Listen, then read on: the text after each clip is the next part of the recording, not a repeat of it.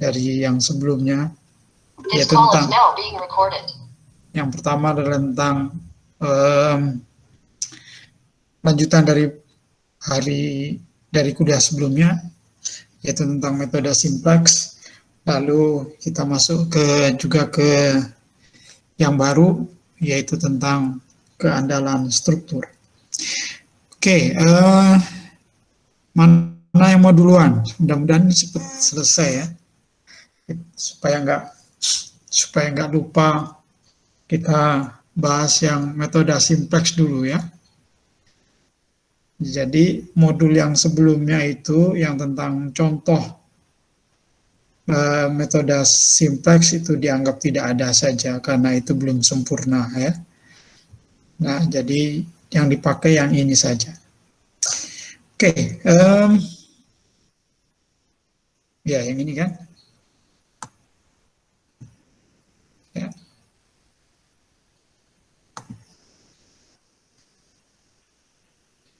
Ya, jadi kita akan melihat contoh bagaimana menyelesaikan optimasi linear. Nanti akan ada tugas di belakang ya. Jadi saya betulkan aja lah sekalian. Untuk cara grafis ada.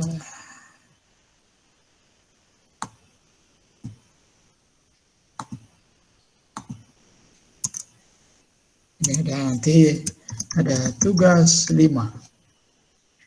Udah 5 ya. Oke.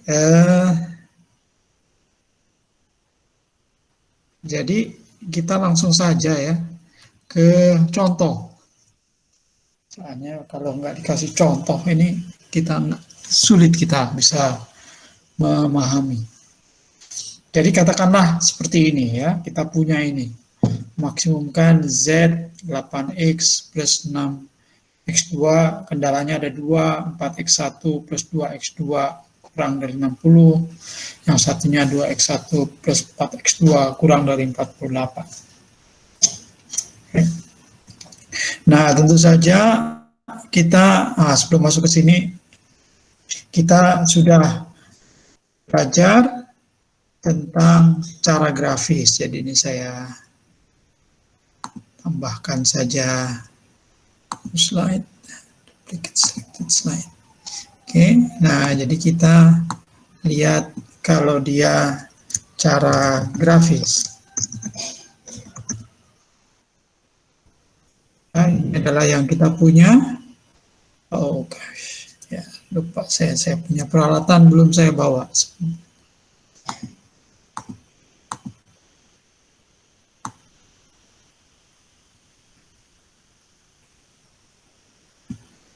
Ya, jadi katakanlah ini yang kita punya.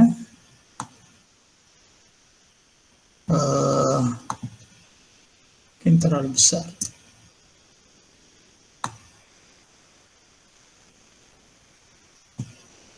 Oke, jadi kita punya seperti ini di sana.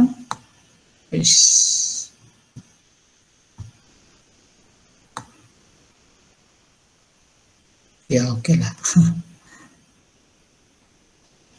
Ya, seperti itu. Nah, kemudian kita ingin menyelesaikannya dengan cara grafis seperti yang sudah kita pelajari. Tapi saya lupa tablet pen saya. Jadi saya izin dulu 1 menit ya. 1 atau 2 menit.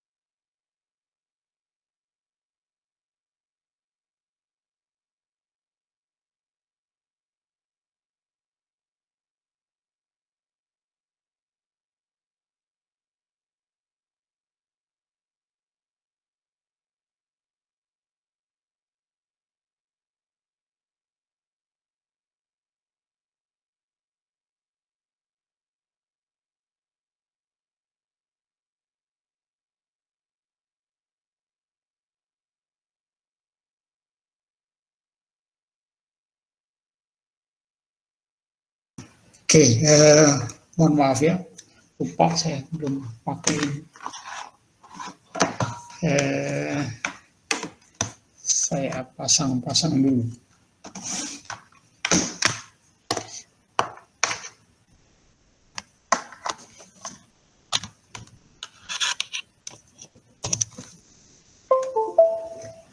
Oke,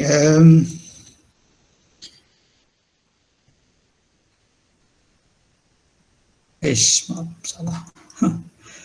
Oke, jadi ini yang kita punya, ada fungsi tujuan dan ada kendala. Oke, nah tentu saja cara grafis seperti yang sudah kita pelajari. Tuh, kita punya, kenapa ini? Ya, pakai pennya dulu, pakai warna merah. Jadi kita punya dua sumbu, mohon maaf kalau gambarnya jelek. Ini X1 dan ini adalah X2. Ya, nah dalam cara grafis kita harus menggambarkan kendala ini. Yang pertama adalah bahwa kendala kita itu adalah 4X1 plus 2X2 sama dengan 60. Nah, ini harus kita gambarkan. Ya, cara yang paling mudah menggambarkan, kita set saja dulu X1 sama dengan 0. Kalau X1-nya sama dengan 0, maka X2-nya sama dengan 60 dibagi 2. Ya, 30. Oke, nah jadi kalau ini titik 0,0, maka kita bilang saja di sini ada titik, tekanlah di sini, ini adalah titik yang X1-nya 0 dan X2-nya 30. Oke. Lalu ini adalah yang pertama. Lalu yang kedua, ya kita punya 2X1. Oh, maaf. Belum situ. Coret. Oke. Nah, kalau X2-nya yang sama dengan 0, maka kita punya X1 sama dengan 60 dibagi dengan 4 ya. Sama dengan 15. Oke, jadi kalau ini 30 ke sana, ya 15 mungkin separuhnya kira-kira di situ. Oke, ini adalah titik 15,0. Oke, nah sehingga ada garis, mungkin saya harus ganti warna. Kemana dia?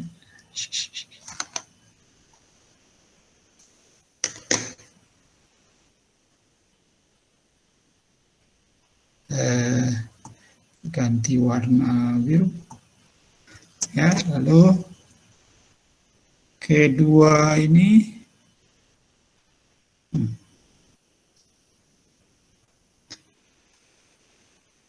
ya, lalu kedua titik ini dihubungkan, jadi garisnya adalah kurang lebih seperti ini. Jadi ini adalah garis 4X1 plus 2X2 sama dengan 60.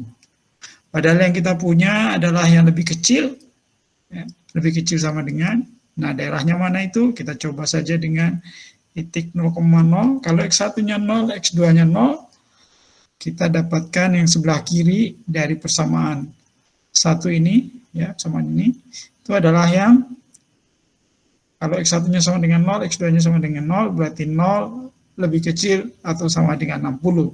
Benar ya, berarti ini daerah yang berlaku adalah daerah ke sana. Ya. Jadi sebelah bawahnya, bukan yang sebelah atas.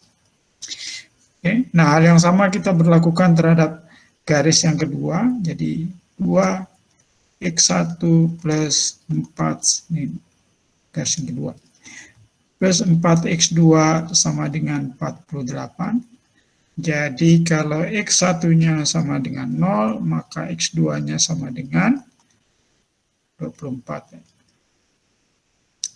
Nah, jadi kalau 24 ya mungkin di daerah ini 33, oke, sekitar sinilah ya.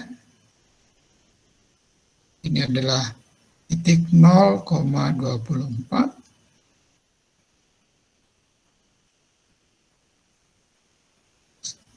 Saya salah ya. Kalau X1-nya 0, X2-nya sama dengan 24, 12 ini. 12.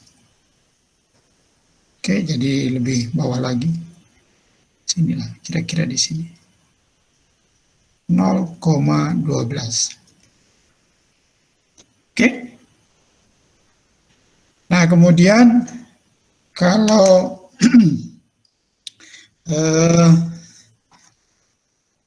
sekarang kalau X2-nya yang sama dengan, X2-nya yang sama dengan 0, maka X1-nya sama dengan 24. Betul ya? Berarti ini 15 di situ, 30 mungkin kira-kira di sana, 24 ya mungkin di situ. Jadi ini adalah 24,0. Oke. Nah, sehingga saya bisa menggambarkan garis yang kedua. Mana dia saya? Ya, saya mau ganti warna. Warnanya sekarang hijau. Ya, jadi garisnya itu adalah garis yang menghubungkan titik ini dengan titik itu. Ya, jadi mungkin kira-kira garisnya adalah, ya anggap lurus ya. Susah soalnya gambar pakai ini. Maaf Pak, kayaknya salah gambar Pak. Seharusnya kan 0,12 ditarik ke 24 Pak. Iya ya. Terima kasih Mbak ya udah ngingetin. Ya. Jadi harusnya titiknya ini ya. Dan titik itu. Maaf.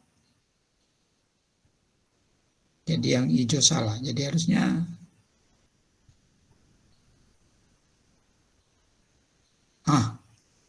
ya.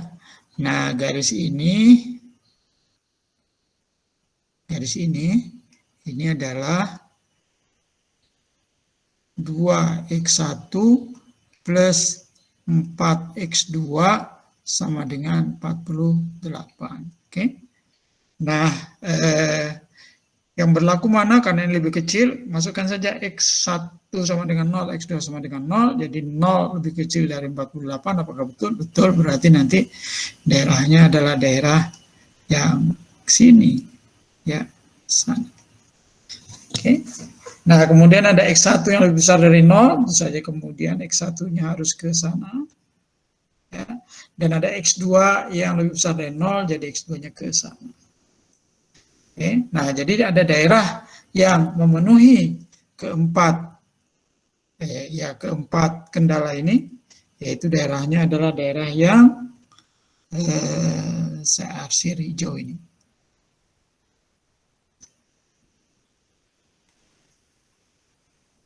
Oke, ini adalah daerah, inilah yang disebut dengan daerah layak. Ya, atau visible area. Oke, daerahnya berbentuk apa ini? Segi empat. Ya. Nah, dengan titik-titik titik-titik sudut ada 4. Ini 1, kita sebut saja dengan A. Kemudian ini yang B. Ini yang C, yang ini. Lalu ini yang D. Oke, jadi dengan kata lain, kita akan punya 4 titik ya. Ada A, ada B, ada C, ada D. Masing-masing punya koordinat sendiri-sendiri ya. Sini X1-nya, sini X2-nya.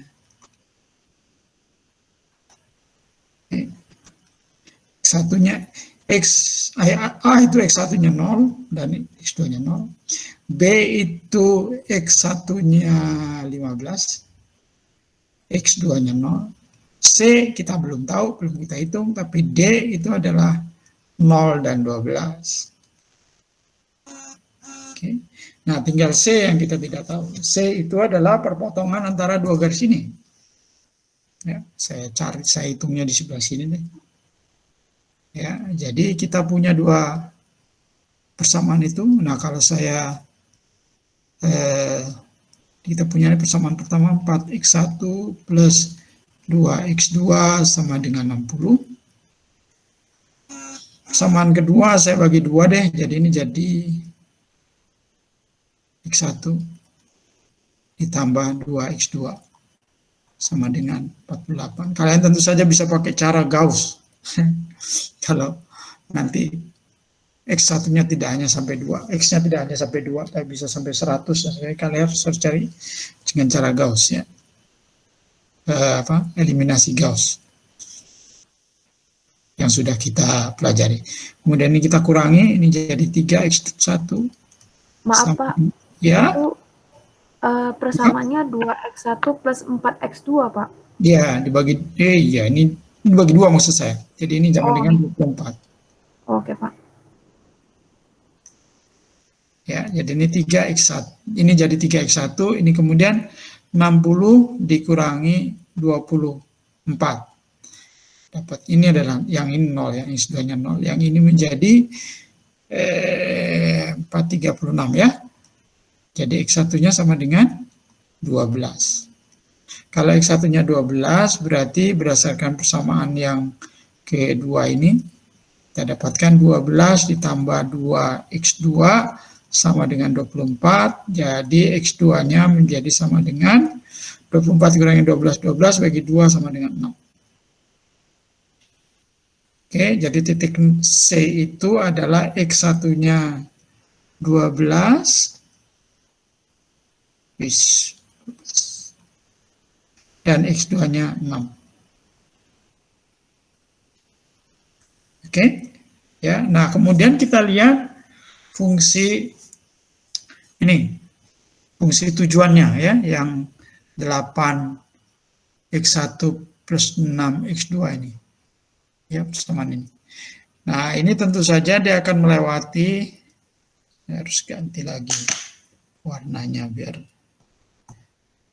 tidak berantakan. Ya, berantakan sih, tapi tidak parah.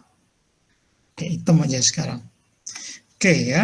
Nah, jadi kita dapatkan ini ya. Nah, ini tergantung harga Z.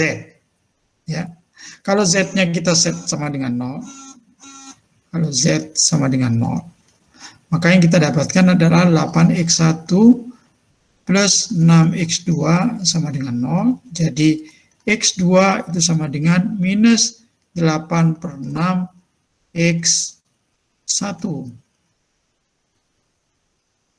Ya, nah tentu saja kalau x1-nya 0, x2-nya 0. Nah, kita pasang saja kalau x2-nya misalnya 15. Ya. Kalau x1-nya 15. Kalau x1-nya sama dengan 15, maka x2-nya sama dengan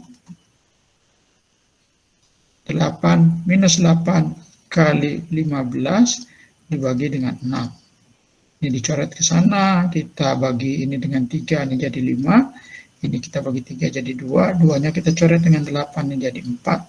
Jadi sama dengan minus 20 ya. Oke, nah jadi tiknya itu akan melewati 15 dan minus 20. Jadi kalau dia di sini, 20 itu mungkin sekitar, atau mungkin di sini.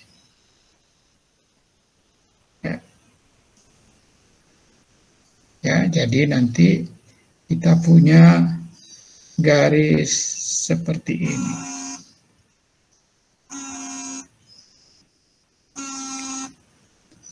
Ya, ini adalah garis 8x1 plus 6x2 sama dengan 0.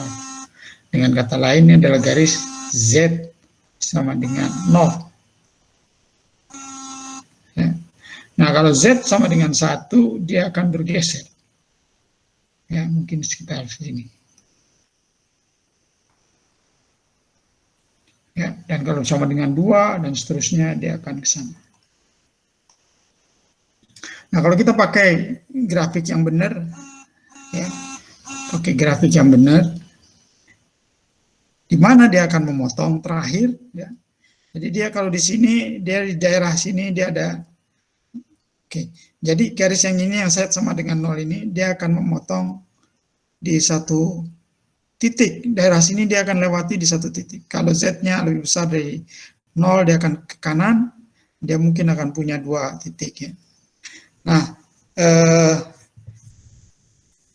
ada hukumnya dalam program linear itu, bahwa nanti yang optimum itu akan ada di titik-titik ini, titik-titik sudut. Jadi kita punya 4, salah satu diantaranya akan optimum. Nah, itu dalil dari program linear. Ya, permasalahan linear. Linear programming, kalau kita punya linear seperti ini, nanti jawabannya itu akan ada di salah satu dari titik-titik sudut. Dia tidak mungkin ada di misalnya di sini gitu, optimumnya enggak. Pasti ada di salah satu dari 4 titik ini. Makanya kita list di sini. Ya. Nah, nanti ini akan kita geser terus gitu. Nanti kita lihat yang paling terakhir dipotong sama ini tuh yang mana. Ya. Kelihatannya sih ini karena kita gambarnya nggak benar, jadi tidak begitu kelihatan di sini ya. Tapi kalau digambar betul, nanti yang terakhir dipotong sama garis ini terhadap di daerah ini, itu adalah titik C ini. Jadi jawaban optimumnya adalah titik C. Kita bisa melakukannya tidak dengan grafis, misalnya dengan gini. Kalau ini X1, ini X2 kan, berarti kita bisa punya di sini Z. Ya, kita punya Z di sini. Yang di sini harganya adalah kalau X1-nya 0, X2-nya 0, maka di sini Z-nya sama dengan 0. Ini perlu ganti baris,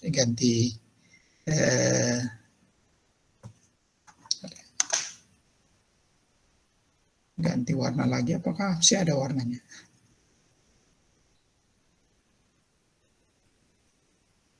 Ungu deh, ungu. Jadi nanti kita punya di sini Z-nya 0, untuk titik A, di mana X1 dan X1-nya 0 dan X2-nya 0, maka Z-nya kita masukkan ke persamaan fungsi tujuan tadi, maka di sini kita akan dapatkan nilainya 0. Kalau di titik B, berapa harga Z-nya? Ya ini akan sama dengan 15 kali X1. X1-nya adalah X1-nya 15, jadi 15 kali 8 di sini. 15 kali 8 adalah 120. Oke. Yang gampang yang titik-titik sini dulu. Ya. Sedangkan kalau di D itu 0 dan 12, jadi fungsi tujuannya adalah 12 dikalikan dengan 6, dapatnya 72. Nah, tinggal yang ini. Ya, 12 kali 8 ditambah 6 kali 6. 12 kali 8 adalah 96, ditambah 36, jadi dapatnya 132. Nah, kelihatan di sini bahwa yang maksimum itu adalah yang ini. Ya, jadi jawaban untuk persamaan ini adalah X1-nya sama dengan 12, X2-nya sama dengan 6, dan Z-nya itu 132. Ini berkait dengan titik C, yaitu titik yang ini. Oke, jadi itu adalah cara grafis. Jawaban yang kita peroleh kalau kita menggunakan cara grafis. Ya, kira-kira akan dapatnya seperti itu. Oke. Nah, kalau kita menggunakan cara simplex sekarang, ya, cara simplex. Jadi, cara simplex itu kita harus memasukkan variabel tambahan. Jadi, kalau tadinya variabelnya hanya X1 dan X2, karena kendala yang bukan kendala yang bukan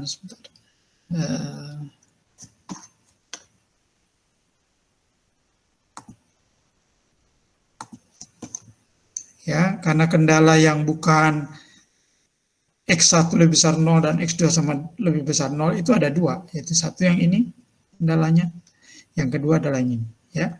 Tadi permasalahannya kan gitu. Nah, jadi nanti kita akan memasukkan dua variabel tambahan, ya, yang disebut dengan slack variables.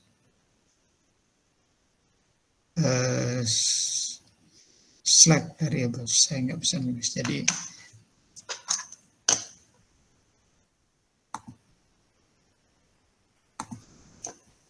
ya, namanya adalah slack variable. Slack itu apa ya?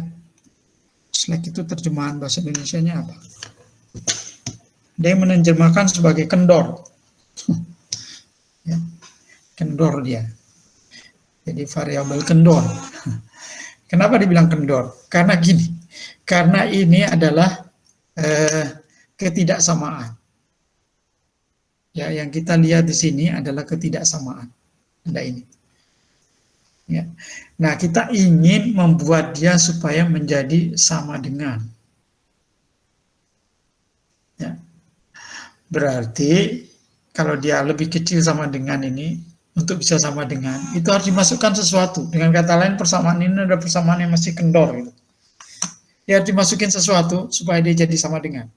Nah, kita masukkan dengan variabel yang kita sebut dengan slack variable, yang kita di sini adalah S1. Oke, ya.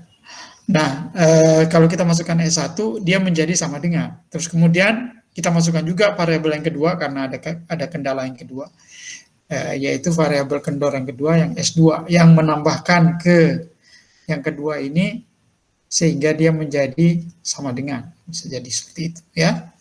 Tidak lagi pertidaksamaan, tidak lagi lebih kecil, tapi dia menjadi sama dengan. Nah, tentu saja supaya tidak ada efeknya, di sini ditambahin 0 kali S1, di sana tambahin 0 kali S2. Nah, sedangkan di fungsi tujuan, ini juga ditambahkan dengan 0 kali S1 dan 0 kali S2. Ya, jadi bentuknya adalah, ini kan tadinya begini ya, ya semua dibuat ke sebelah kiri. Jadi dia menjadi Z minus 8X1 minus 6X2 minus 0 S1 minus 0 S2 sama dengan 0. Ya, sedangkan kendalanya adalah seperti ini. Oke. Ya, jadi sekarang kita punya persamaan, bukan lagi ketidaksamaan di kendala ya, karena ada slack variable sudah kita masukkan ke dalamnya. Oke. Nah, kemudian berikutnya adalah kita masukkan tadi fungsi tujuan dan kendala itu ke dalam suatu tabel yang kita sebut saja namanya tabel simplex. Oke, tabelnya adalah begini. Variabel dasarnya adalah ini ya, X1, X2, S1, S2. Kemudian di sini ini adalah fungsi tujuan Z. Ya, fungsi tujuan Z. Lalu ada fungsi kendala, constraint 1, ini, constraint 2 ini. Jadi ini ambil dari sini ya, minus 8, ya. Minus 8 ini masuk ke sana. Minus 6 ini masuk ke sana. Dan seterusnya ya. Demikian juga nanti 4 ini masuk ke situ. Oke, 2 ke sana. Oke, dan seterusnya. Nah, kemudian di sebelah kanan, di nilai sini, ini kita masukkan nilai di sebelah kanan dari tanda sama dengan. Ya. Jadi 0 ini masuk ke sana. Dan seterusnya ya, 60 masuk ke situ, 48 masuk ke situ. Nah, inilah tabel simplex kita. Ya, dari permasalahan ini. Oke. Nah, kemudian langkah kita masuk ke iterasi. Ya. Iterasi pertama, ya, bagian dari iterasi pertama, itu adalah A, menentukan kolom kunci atau pivot column, ya. Ini disebut juga dengan pivot column. Oke. Nah, apa yang dimaksud dengan kolom kunci? Kolom kunci adalah kolom yang mempunyai koefisien tujuan yang bernilai negatif terbesar. Ya. Jadi fungsi tujuan adalah ini, adalah yang baris pertama ini. Oke. Dan yang paling besar nilai negatifnya adalah yang ini. Karena satunya -8, satunya -6. Oke. Jadi kolom ini adalah kolom kunci. Ya, ini adalah kolom kunci. Makanya kita warnain lain. Ya. Oke, nah kemudian kita hitung indeks. Ya, indeks dari fungsi kendala. Awas ya, indeks hanya dari fungsi kendala. Tidak ada indeks untuk fungsi tujuan. Ya. Tapi hanya ada indeks fungsi kendala. Jadi kalau diperhatikan di sini ditambahkan satu kolom, ya, sini. Mungkin ini harusnya diwarnain lain, ya, biar ya udahlah, nanti malah bingung sama kolom kunci, ya. Jadi kalau diperhatikan di sebelumnya tidak ada kolom yang namanya indeks, ya, tidak ada kolom, habis nilai habis. Nah, tapi sekarang kita tambahkan dulu kolom namanya indeks, ya, satu kolom lagi yang dikasih nama indeks. Indeks itu apa? Indeks adalah nilai fungsi kendala di sini. Ya, di sini nilai ini nih, nilai ini dibagi dengan nilai kolom kunci. Tapi adanya hanya di fungsi kendala. Jadi 60 ini kita bagi dengan 4. Dapatlah 15. 4-nya 15. Kemudian 48 ini terbagi dengan 2. Dapatnya 24. Oke, jadi itu indeksnya. Indeks untuk kendala pertama 15, indeks untuk kendala kedua 24. Ya. Oke, selanjutnya. Oke, sekarang menentukan baris kunci. Dan tadi kolom kunci, sekarang baris kunci. Jadi tentu saja adalah kalau pengen lihat bahasa Inggrisnya, ini berarti pivot row, ya.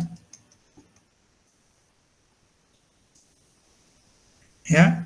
Nah, ini adalah baris dengan nilai indeks positif yang terkecil. Ya, nah tentu saja di sini menjadi 15. Ini adalah lebih kecil dari 24, jadi baris ini, ya, adalah baris kunci. Nah, yang juga penting di sini ada perpotongan antara baris kunci dengan kolom kunci. Ini yang disebut dengan angka kunci. Ya. Jadi pivotnya, ini pivot, itu adalah 4. Oke. Ya. Nah, selanjutnya kita hitung baris kunci yang baru. Baris kunci yang baru adalah baris kunci yang lama dibagi dengan angka kunci. Angka kunci adalah 4. Jadi angka kuncinya itu tadi kan 4, ya. Jadi semua yang ada di baris ini dibagi dengan 4. Ya, dapatlah. Di sini indeks sudah tidak ada, ya. Saya belum lupa. Jadi tadi ada indeks kan untuk menentukan baris kunci. Sudah, sampai situ aja fungsi indeks itu. Begitu sudah ketahuan baris kuncinya, hilang tuh kolom itu lagi, jadi sudah tidak ada lagi kolom dengan nama indeks. Ya. Nah, oke. Nah, jadi angka kunci tadi yang sama dengan 4, kita bagi untuk, kita gunakan sebagai pembagi dari baris kunci. Jadi 4 bagi 4 sama dengan 1, 2 dibagi 4 sama dengan setengah, 1 dibagi 4/4, yang ini 0 jadi tetap, yang ini 60, ya jadi 15. Ya. Oke, jadi itu baris kunci yang baru. Ya. Baris kunci yang baru adalah ini, 1, setengah, 0,25, 0, dan 15 ya. Nah, kemudian kita hitung baris yang lain, baris baru yang lain. Oke. Nah, caranya adalah kita pakai nilai-nilai di kolom kunci. Ya. Ingat bahwa nilai di kolom kunci, kita mundur. Ya, ini ada -8, ada -8, ada 2. Jadi untuk baris 1 nilai kolom kuncinya adalah -8. Untuk baris 3 atau S2 ya, nilai kolom kuncinya adalah 2. Nah, jadi kita baris yang baru itu adalah baris yang lama.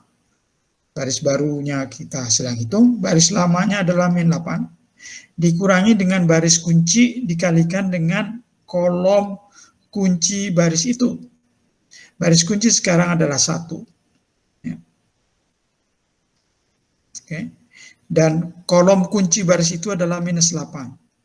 Jadi -8 dikurangi dengan 1 kali -8 sama dengan 0. Ya. Ini jadi bingung kali Indonesia begini ya. Perbaiki deh tulisannya.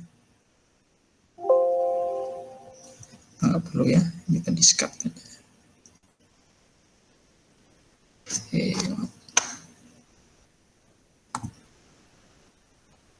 Oke ya, jadi ini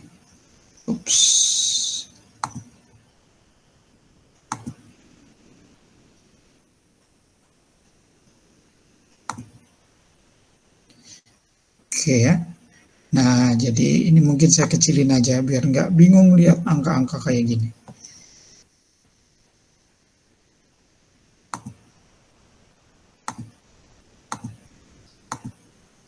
Nah, ya, jadi -8 dikurangi dengan 1 kali -8 menjadi dapatnya 0. Oke, ini juga demikian.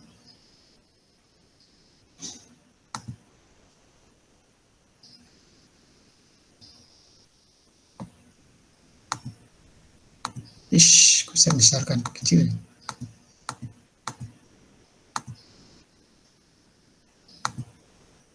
Nah, -6 tadinya yang lama, -6 dikurangi setengah adalah dari sini, dikalikan dengan -8 tadinya ada di sini. Ya. Nah, ini juga begitu. Hal yang sama.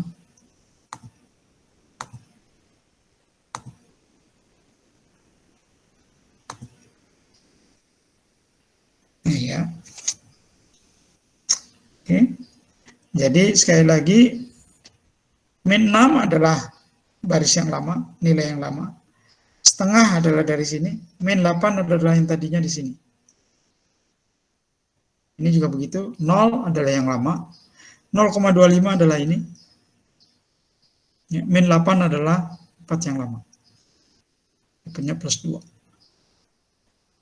Ini juga begitu, 0 adalah tempat yang lama, dikurangi 0, 0 yang ini adalah 0 ini, kalikan dengan -8 adalah tempatnya yang lama di sini. Oke, jadi dapatnya adalah, diteruskan ke sana, dia jadi +120. Nah, ini juga demikian.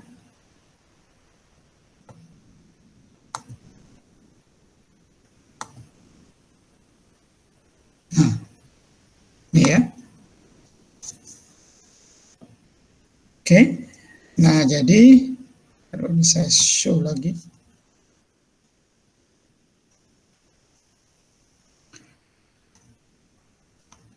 Oke, Nah, jadi hasil dari iterasi 1 kira-kira bentuknya begini sekarang. 0, min 2, plus 2, 0, dan plus 120. Ya. Nah, tapi ada satu hal yang penting di sini. Satu hal yang penting di sini. Jadi karena tadi kolom kuncinya itu yang ini, ya, dan baris kuncinya yang ini, ya, maka di sini bukan S1 lagi, tapi sekarang menjadi X1. Jadi ini turun ke sini. S1-nya diganti sama X1 karena dia sini adalah kolom kunci dan ini adalah baris kunci. Ya, jadi dia adalah X1 sekarang. Oke, nilainya berubah menjadi seperti ini, 120, 15, 18. Ya. Nah, kalau ini sudah selesai, kita masuk ke iterasi berikutnya. Ya, udah lebih cepat kita sekarang. Ya, ya, ya. Boleh kembali ke yang iterasi 1 yang 6/7, Pak. Baik. Ini saya mau koreksi, Pak. Ini benar nggak perhitungan saya, Pak? Jadi, itu kan di baris lamanya kan 2, dikurang baris kunci yang lamanya kan 2. Seharusnya di kolom kunci baris itu nilainya 2, Pak. Dikalikan 2. Yang mana? Atau memang salah atau gimana? Saya kurang. Yang mana? Yang mana? Di S2-nya, Pak. S2, oh ya, oke. Yang ini? Kan baris lamanya kan 2, Pak. Maaf. Mana dia tadi? Ya, baris lamanya 2. Dikurang baris kuncinya kan 2. Dikalikan kolom kunci barisnya itu sendiri itu 2, Pak. Kalau saya lihat dari tabel. Atau ya, jadi aslinya gini ya. Aslinya 2 ya. Iya. Aslinya 2. Jadi 2 ini kita pegang nih. Dia sebentar. Kayaknya Bapak salah ketik, Pak, untuk angka 1. Jadi angka 2. Ini kan 2 ya. Nah, jadi si baris kuncinya kita kalikan 2 semua. Ya, yang 1 kita kali. Tapi Bapak bikin yang kolom kunci baris itu Bapak kalikan 1, sedangkan yang lainnya kalikan 2, Pak. Oh, oke. Ya, ini dibalik. Ya. I got it. Jadi harusnya beginilah nulisnya. Jadi yang ini yang 1, ini yang 2.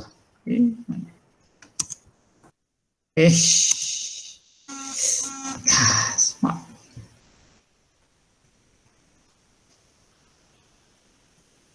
Yang 1,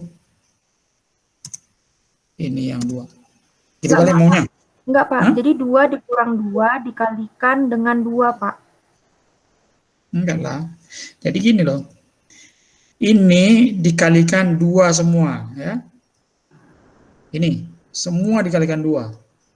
Jadi 1 ini dikalikan 2, setengah ini dikalikan 2, 0,25 dikalikan 2, 0 dikalikan 2, 15 kali 2. Oke? Dari mana angka 2? Angka 2 karena maaf. Terus saya show dulu. Oke, ya.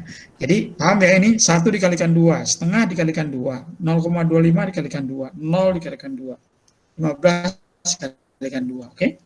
Angka 2 dari mana? Angka 2 adalah angka ini. Seperti tadi minus 8. Oke. Seperti tadi minus 8. Kok nggak mau jalan? Nih, 1 dikalikan minus 8. Setengah dikalikan minus 8. 0,25 dikalikan minus 8. Oke? Ya. Nah, lalu baris itu dikurangi dengan yang tadi sudah dikalikan itu. Ya. Jadi 2, tadinya kan 2, dikurangi dengan min 1 kali 2. Ini. Kalau belum jelas, mungkin harus dikurung kah? Sudah jelas, Pak. Sudah jelas ya? Nah, jadi itulah sebabnya kenapa hasilnya 0. Ini tadi kebalik nulisnya. Harusnya seragam dengan yang lain. Ya, jadi dia menjadi 0, ini menjadi plus 3, ini menjadi min setengah, ini jadi 1, ini jadi 18. Oke, nah sehingga itu hasil dari iterasi 1 adalah ini. Ya. Oke, jadi pada dasarnya gini sebenarnya. Pokoknya baris yang bukan baris kunci itu harus jadi 0. Jadi kolom ini harus 0 semua nih. Ini kan kolom kuncinya tadinya yang ini kan. Nah, selain dari baris kuncinya, kolom ini harus 0 semua. Ini akan 0, ini 0. Ya. Oke, nah kalau ini sudah selesai, kita masuk ke iterasi kedua. Iterasi kedua, kita gunakan cara yang sama, jadi sekarang sudah lebih cepat. Ya. Kita tahu bahwa ini 0, ini minus 2, oh berarti kolom kuncinya adalah kolom yang ini. Ya. Kemudian kita hitung indeksnya. Tidak ada indeks untuk fungsi tujuan, nah, sedangkan indeks untuk yang pertama ini adalah 15 ini, ya, dibagi dengan setengah, jadi dia plus 30. Kemudian ini plus 18 dibagi dengan plus 3, jadi sama dengan 6. Oke, jadi 36. Kemudian diambil yang paling kecil dari 36, jadi yang kedua. Jadi yang baris kuncinya adalah yang merah ini. Ya, nah kita ketemu angka kuncinya adalah plus 3. Ingat ya, nanti ini harus dinolkan, ini dinolkan. Nah, ini akan 0, ini 0 ini nanti setelah iterasi kedua. Ya, nah seperti tadi caranya. Ya, jadi baris ini kita bagi dengan 3 semua. Ini dibagi 3 semua. Oke, dapatnya ini 3 bagi 3, 3, min 1, berapa?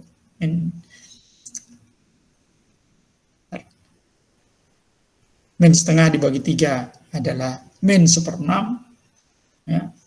Ini adalah 1/3, ini adalah 6 nanti. Indeks hilang lagi ya berikutnya. Nah, jadi yang merah menjadi begini ya. Oke, kemudian yang lain. Caranya sama tadi, ingat bahwa yang jadi pengurang itu adalah ini ya. Ini kan jadi 1 semua. Nanti setengah ini dikalikan dengan ini. Ya. Setengah dikalikan dengan 1 dikalikan dengan ini, ingat ya, ini adalah setengah. Oke, untuk baris 2. Ya. Nah, jadi setengah dikalikan dengan 1 dikalikan dengan minus 1/6 dikalikan dengan 1/3 dan sebagainya, ini dikalikan setengah, kemudian dikurangkan ke sana menjadi pengurang dari baris yang ini. Kalau baris yang ini ya tergantung ininya tadi berapa tadi. Ya. Nah, kalau itu proses itu dijalankan, kita akan dapatkan seperti ini. Dapatnya. Ya. Dari iterasi kedua. Saya tidak sedetail yang tadi ya, langsung aja nih angkanya. Oke. Nah, jadi akhir dari iterasi kedua adalah seperti ini. Ya. Nah, di sini karena tadi barisnya adalah yang ini dan kolomnya yang ini, maka di sini berubah menjadi X2. Oke. Nah, inilah tabel simplex setelah iterasi kedua. Nah, pada iterasi setelah ini, ya, setelah iterasi kedua ini, kita lihat bahwa tidak ada lagi koefisien fungsi tujuan di sini yang nilainya negatif. Sudah tidak ada lagi. Nah, kalau sudah tidak ada lagi yang negatif, kita berhenti. Ya, berarti sudah selesai iterasinya. Nah, X1 adalah nilai ini 12, X2 adalah 6, Z adalah 132. Ya. Jadi sama ya dengan cara grafis tadi. Kalau masih ingat cara grafis tadi, hasilnya juga ini, 12, 6, dan 132, titik C tadi. Sudah saya hapus tapi. Ya. Jadi ini adalah penyelesaian dengan cara simplex. Tanpa harus menggambar, kita tidak menggambar apapun ya.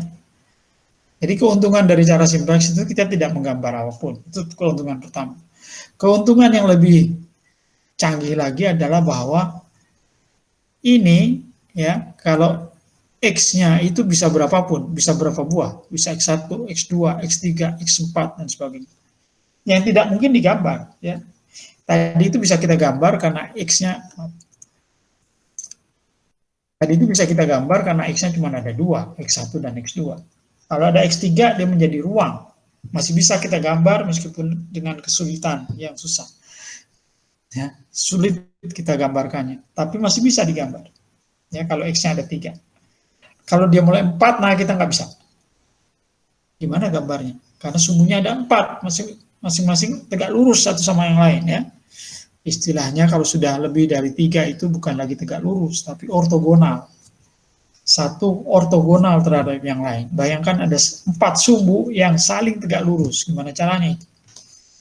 Ya, menggambarkannya.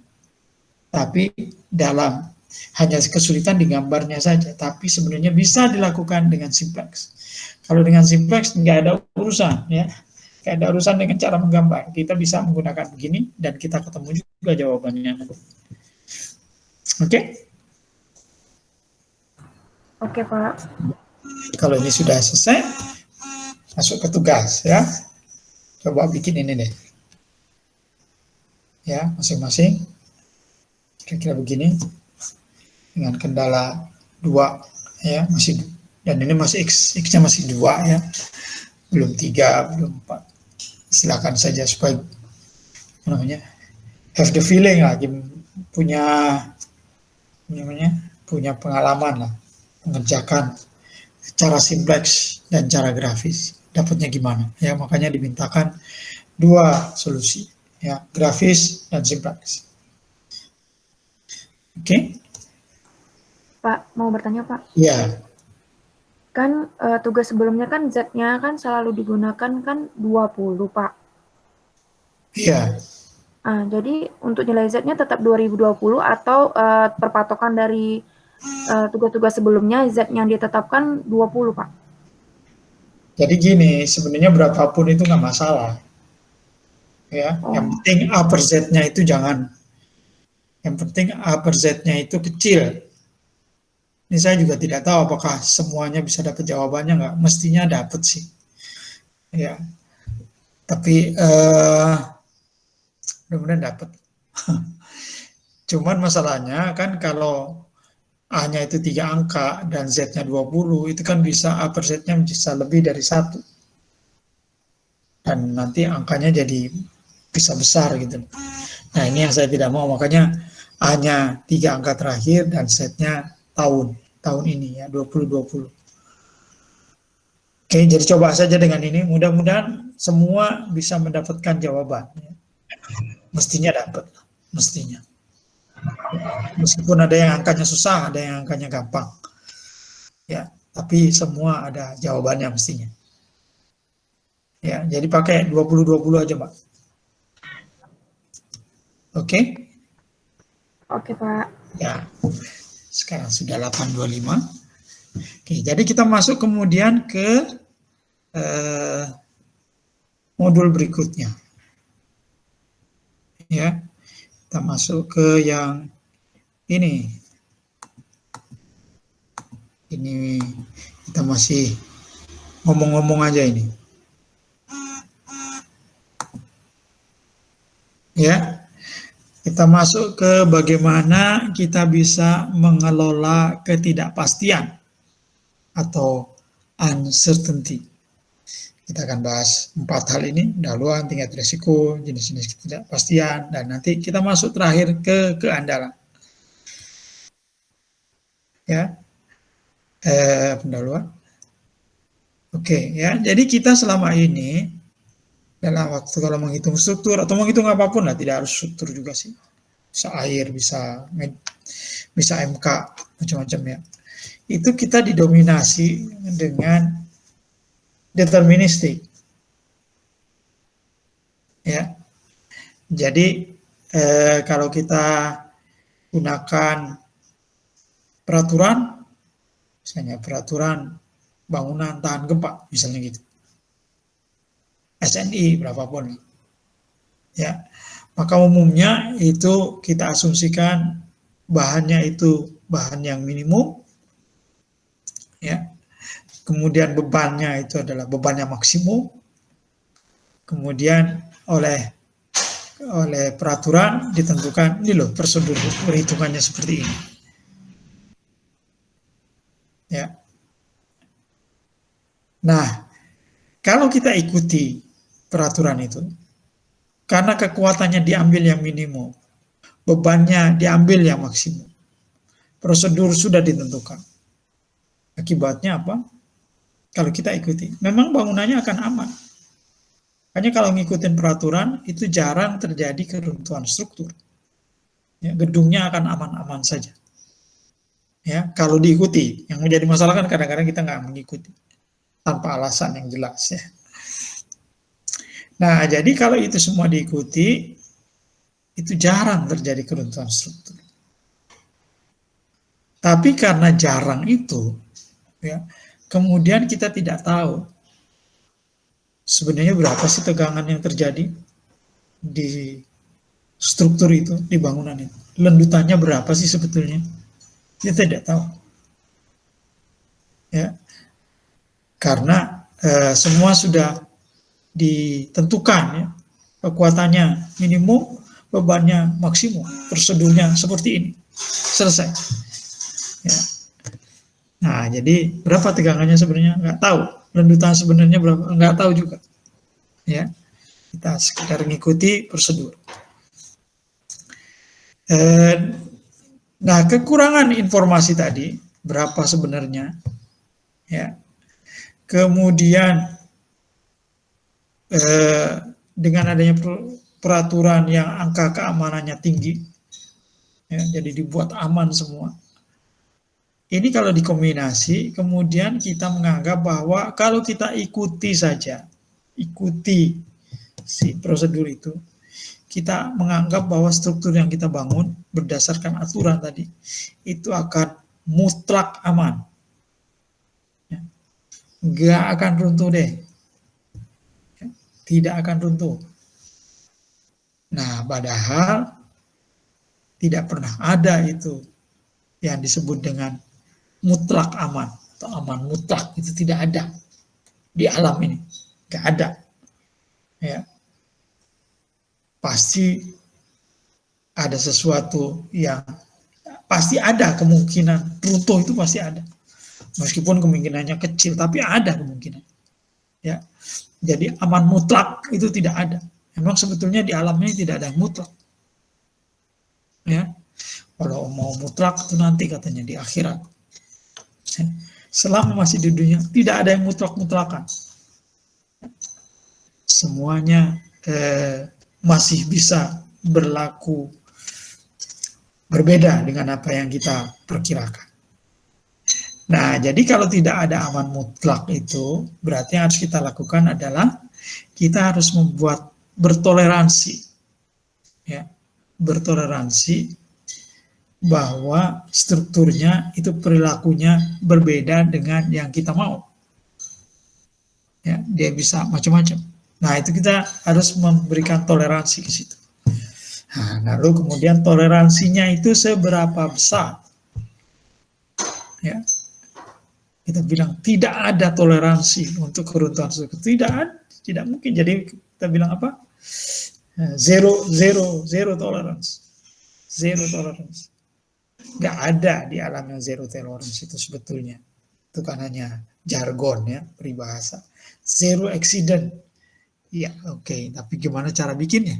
Nah, itu maksudnya. Ya, apapun pengamanan bagaimanapun yang sudah kita buat, itu bisa tetap accident itu atau kecelakaan itu bisa tetap terjadi.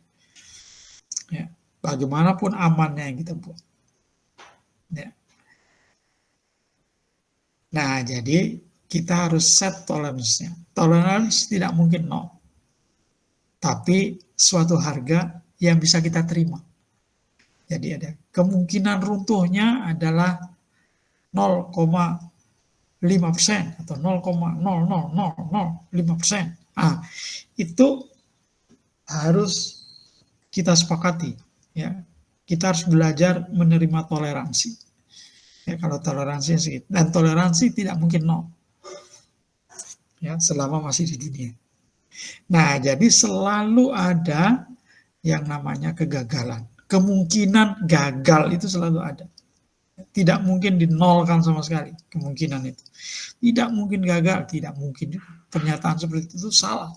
Ada pasti kemungkinan untuk gagal. Hanya kemungkinannya itu kecil atau tidak. Dengan kata lain, apakah kemungkinan gagalnya itu suatu angka yang bisa kita terima nggak? Nah, tapi nol tidak mungkin.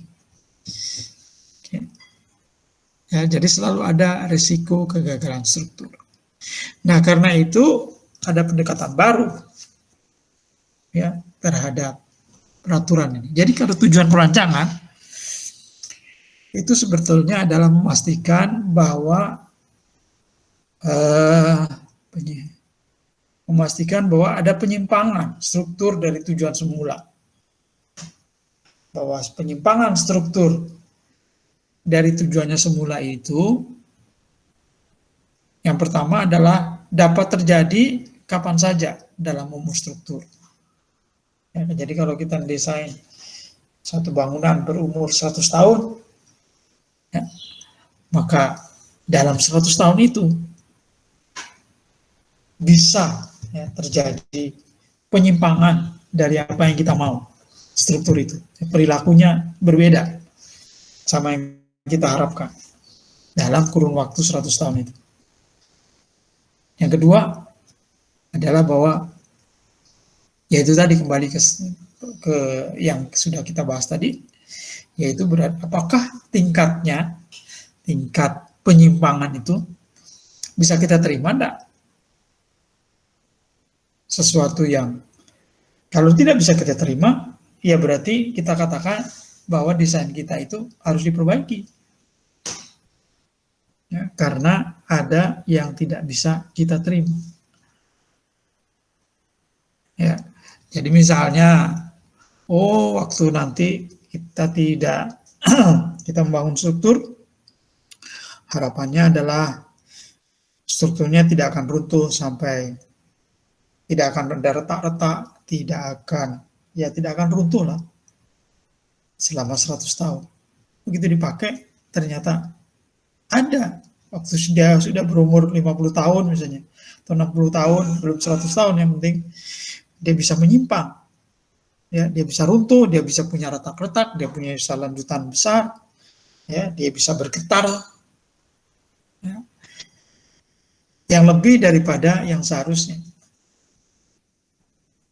Nah, jadi di pendekatan yang baru itu adalah kita harus bisa men-set ya, berapa kemungkinan penyimpangan ini, berapa kemungkinan penyimpangan itu, dan kemungkinan itu yang bisa kita terima bersama. Jadi kalau kita sepakat ya bahwa struktur ini kemungkinan runtuhnya 0,5%. Tapi tidak nol yang jelas. Yang jelas tidak nol.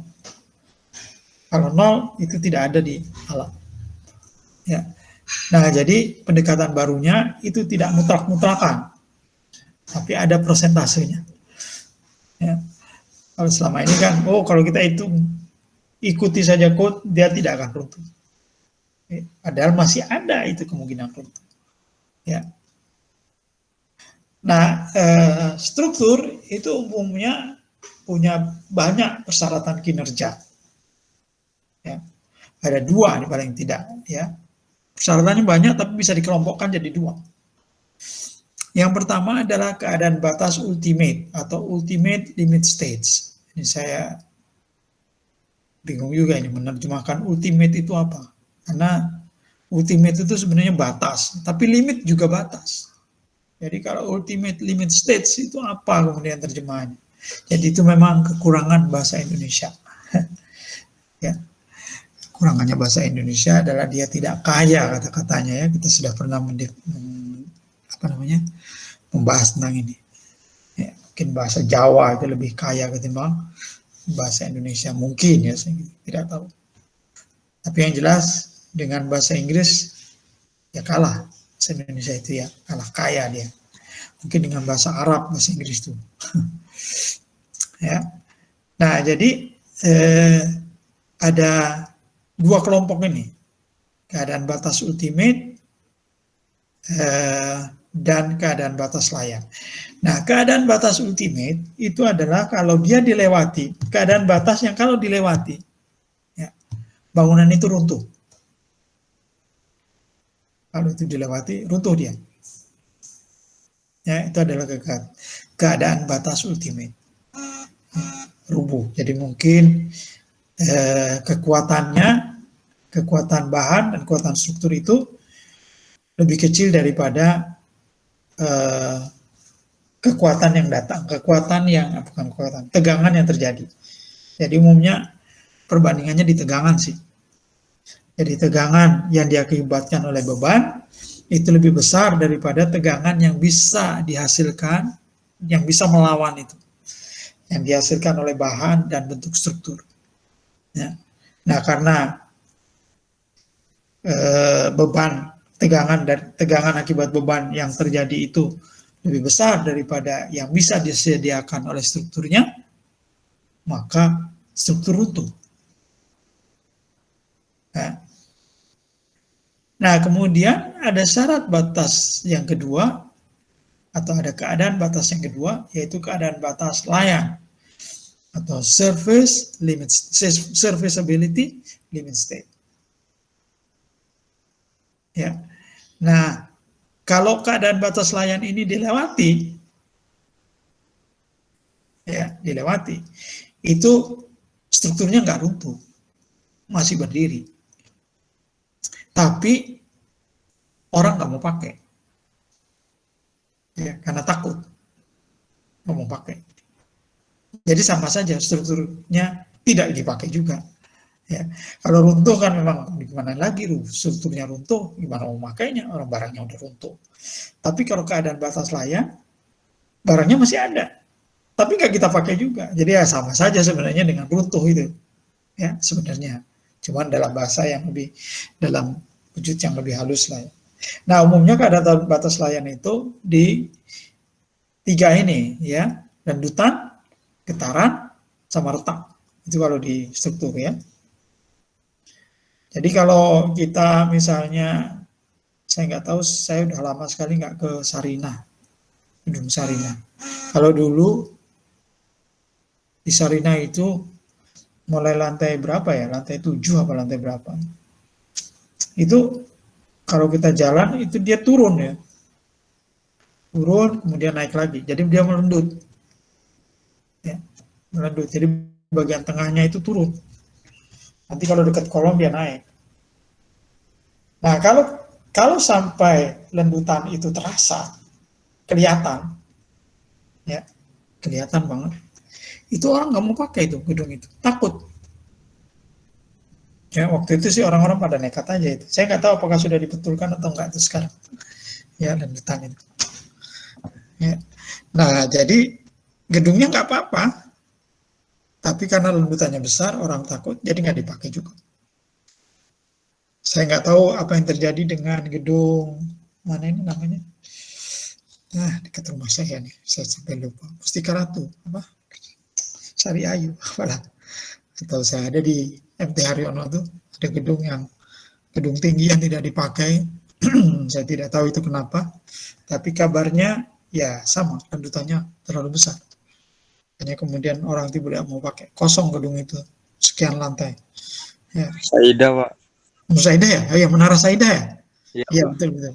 Punyanya itu kan? Ya, grup itulah, Mustika Ratu grup gitu kan? Betul, Pak. Ya. Nah, itu sebetulnya contoh dari gedung yang sudah melewati keadaan batas layak, tapi belum melewati keadaan batas ultimate. Ya. Nah, kalau keadaan batas layak terlewati, ya itu tadi, gedungnya masih ada, ya, tapi dia tidak dipakai. Dengan kata lain, gedung itu tidak memberikan pelayanan kepada penghuninya, tidak memberikan service atau pelayanan kepada penghuni. Nah, itu bisa karena lendutan, bisa juga karena getaran. Ya. Getaran ini lebih parah. Ya. Jadi kalau misalnya kita punya gedung, kita di dalamnya, kemudian ada truk di depan yang lewat, sekedar lewat nih truk. Kemudian getaran dari truk itu terasa sampai gedung, kita nggak akan pakai gedung itu. Ya, karena takut. Kalau sampai ada getaran, nah itu nggak akan pakai. Atau kita berdiri di lantainya, kemudian ada orang lain yang jalan di sebelah kita. Terus kita sama-sama bergetar gitu. Padahal kita diam, orang itu aja yang jalan. Kemudian kita sama-sama bergetar. Ya, ada getarannya. Kita nggak akan pakai itu. Masa kita jalan aja dia udah bergetar?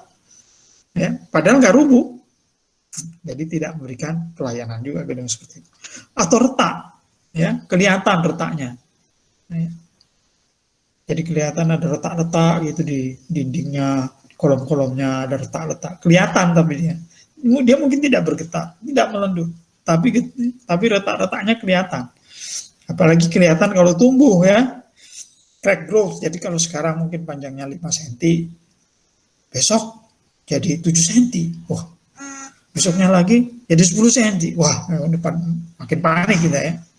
Nah, itu dia sudah melewati keadaan batas layak, khususnya tentang retak. Nah, jadi itu adalah dua keadaan batas ya, yang kita harus pertimbangkan ya.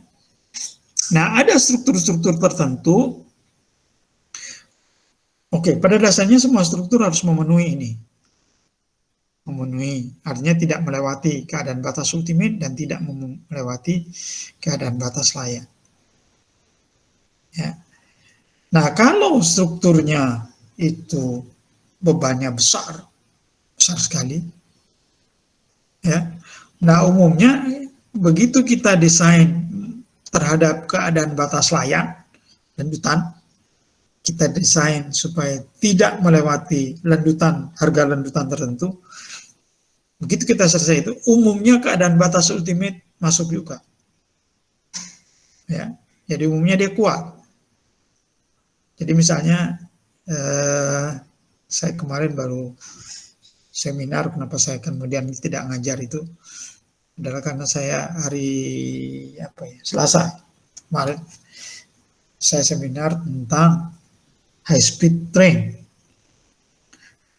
railway bridge ya, jadi jembatan rel, jembatan kereta untuk kereta api cepat yang mau kita bangun di Indonesia ya. Jadi ini adalah karena baru pertama kita punya kereta api cepat ini, jadi kita harus banyak-banyak belajar. Nah, itu saja beban kereta itu lebih daripada beban mobil ya, kendaraan biasa, lebih dari itu. Nah, jadi kalau mendesain jembatan kereta itu desain saja berdasarkan lendutannya. Misalnya dia tidak boleh melebihi, lendutan tidak boleh melebihi dari 5% misalnya ya, dari bentang. Kita desain aja terhadap keadaan batas layak. Begitu kita selesai terhadap mengetes lendutannya, menghitung lendutannya, dan kita dapatkan suatu penampang tertentu, penampang itu kalau kita pakai buat menghitung keadaan batas ultimate, sudah otomatis masuk. Ya, itu kalau bebannya besar, seperti beban kereta api, apalagi kereta api cepat. Ya. High speed train itu bebannya lebih besar lagi. Ya. Nah, jadi kadang-kadang memang kita desainnya hanya salah satu aja. Nah, kalau bebannya kecil, ya hitung aja keadaan batas ultimate-nya. Ya. Sampai berapa tegangan yang timbul, itu kita bandingkan dengan tegangan yang ada dalam struktur, supaya itu terpenuhi, yaitu ketegangan dalam struktur itu lebih besar daripada tegangan akibat beban luar. Kalau itu sudah terpenuhi, nanti lendutan akan terpenuhi. Ya, itu kalau bebannya kecil. Kalau bebannya besar, yang kontrol adalah keadaan batas lain. Ya, ini semua tidak mesti begitu, tapi kebanyakan begitu. Ya, pertama nanti kalau jembatannya bentang-bentang panjang, itu pasti lendutannya besar, San. Jadi kalau kita pengen lendutannya menjadi mengecil, ya nanti otomatis dia akan menjadi kuat. Ya. Jadi itu dua keadaan batas yang harus kita perhitungkan. Ya. Nah, kemudian ada tingkat resiko ya yang harus kita perhatikan. Mungkin kita lihat dulu nih yang ada statistik di Inggris. Saya tidak tahu statistik yang sama ada nggak ya buat orang Indonesia di Indonesia. Saya nggak tahu. Tapi yang ada ini yang di Inggris yang saya tahu, yang saya dapatkan rujukannya di bukunya. Ya, di sebelah kiri ini adalah kegiatannya, sedangkan yang di sebelah kanan itu adalah besarnya yang sebelah kiri.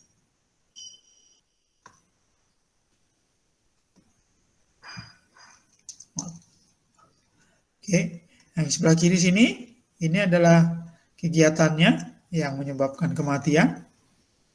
Yang di sebelah kanan ini kemungkinannya besarnya angka kematian itu. Tapi per jam, ya, tapi per 10 juta orang. Jadi naik gunung di seluruh dunia itu telah menyebabkan meninggalnya 2.700 orang.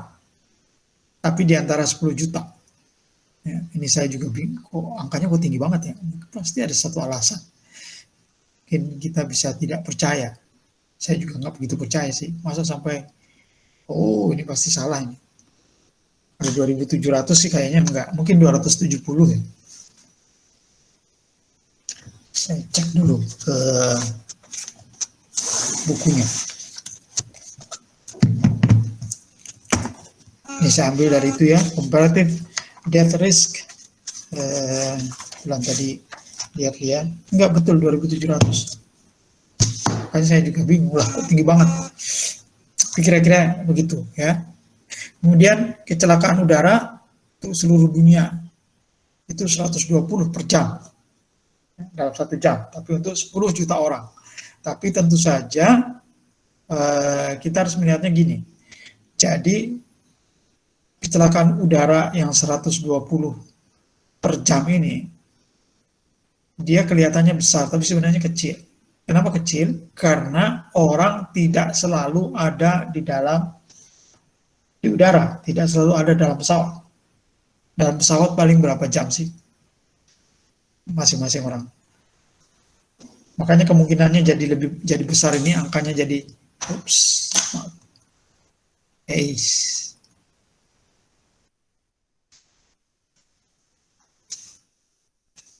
ya, angkanya jadi besar itu karena harus dibagi terhadap lamanya dia di dalam pesawat ya. Lamanya dalam pesawat, makanya angkanya bisa 120. Oke. Nah, ini kemudian adalah yang lain-lain ya, kegiatan bawah air dan sebagainya, kegiatan di mobil, konstruksi, kemudian di rumah ya. Nah, kemudian ada yang karena runtuh struktur, besarnya 0,02 tiap jam per 10 orang. Ya. Padahal kita hampir selalu ada di dalam struktur ya. Ya nggak selalu sih. Ya kita keluar rumah juga. Tapi kita akan menghabiskan sebagian besar dari umur kita itu dalam struktur, ya, dalam bangunan. Nah itu pun masih 0,02. Ya. Bahkan kita ada di dalamnya terus, itu kemungkinannya hanya 0,02. Ya. Jadi sebenarnya struktur kita itu yang kita punya di dunia ini. Aman betul. Jarang sekali orang meninggal karena keruntuhan struktur. Jarang. Kayaknya presentasinya segini, 0,02. Mungkin sama ya di Indonesia juga. Di Indonesia yang ceroboh aja, yang katanya orang ceroboh bangun, itu saja sudah sangat jarang kita dengar ada korban. Kalau runtuh sering ya, bukan sering. Ya, coba diperhatikan koran-koran kalau ada bangunan roboh. Mungkin ya kalau Jakarta ini sebulan sekali juga enggak kali. Ya, mungkin setahun ya, atau saya 2-3 kali ada bangunan yang rubuh. Ya, itu pun begitu rubuh nggak ada korban. Ya, jadi kita itu sudah sangat aman. Nah,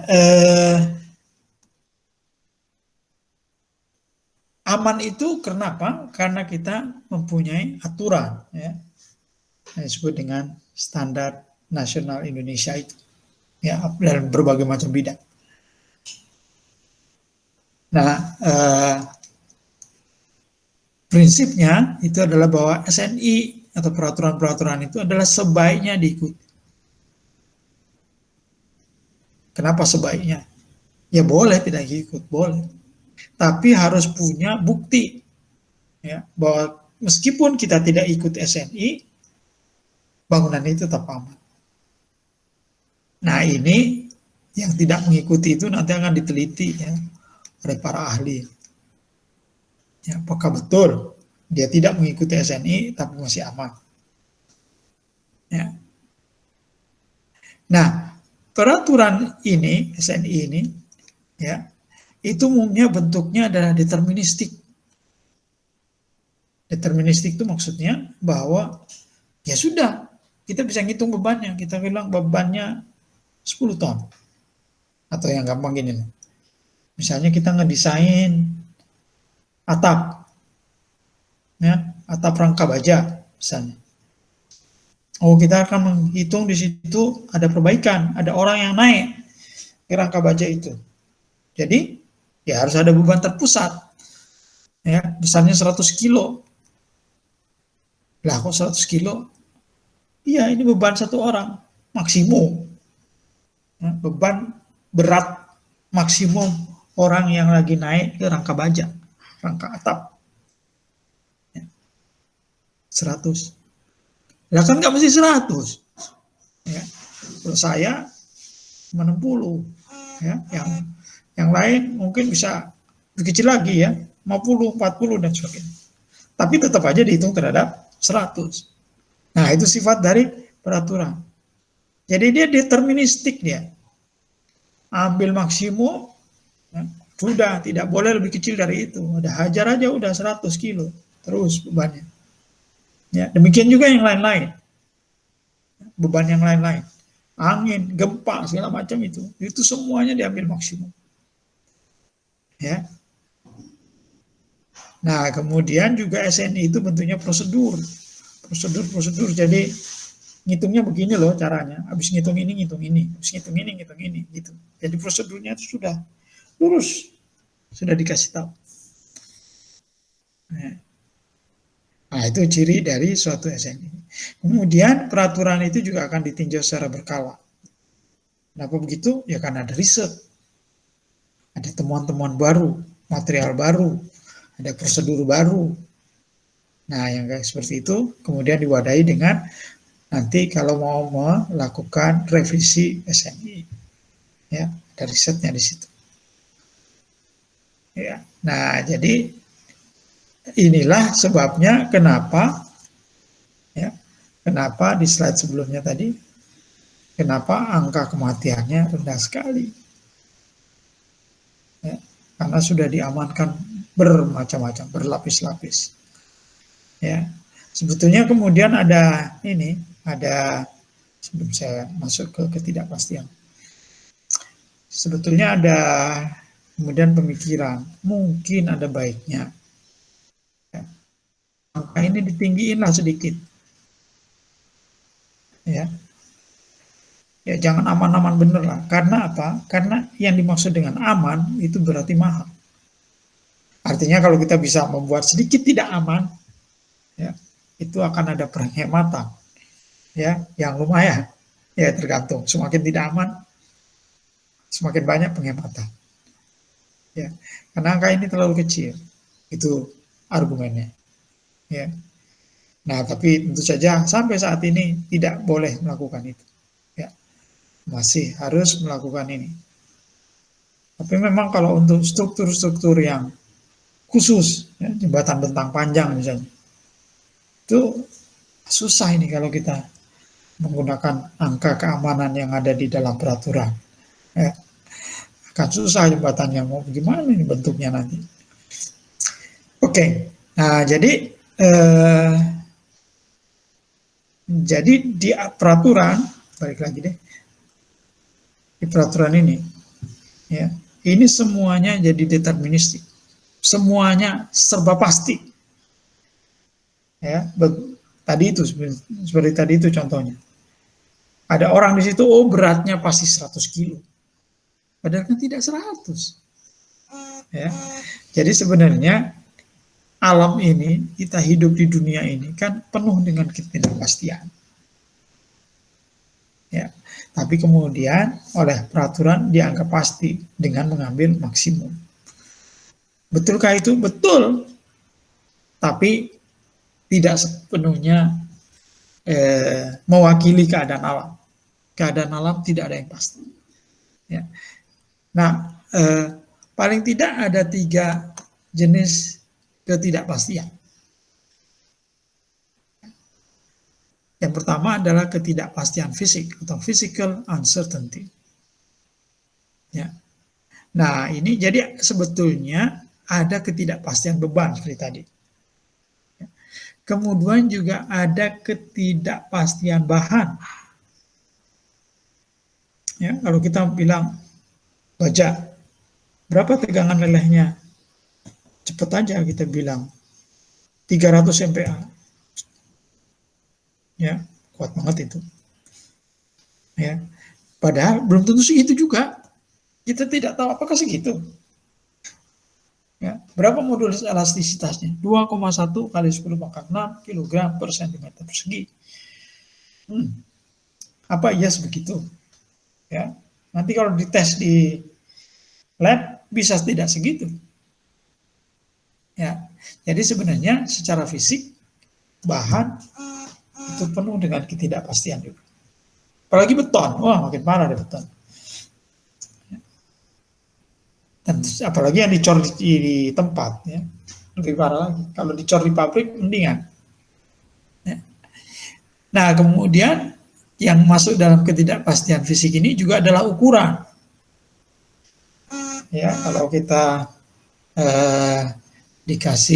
dicor, oh dicor baloknya ukuran 30 kali 40 misalnya. Apa benar 30 kali 40? Kalau di Indonesia kan ada yang namanya banci, ya. 12 banci, 13 banci, gitu-gitu.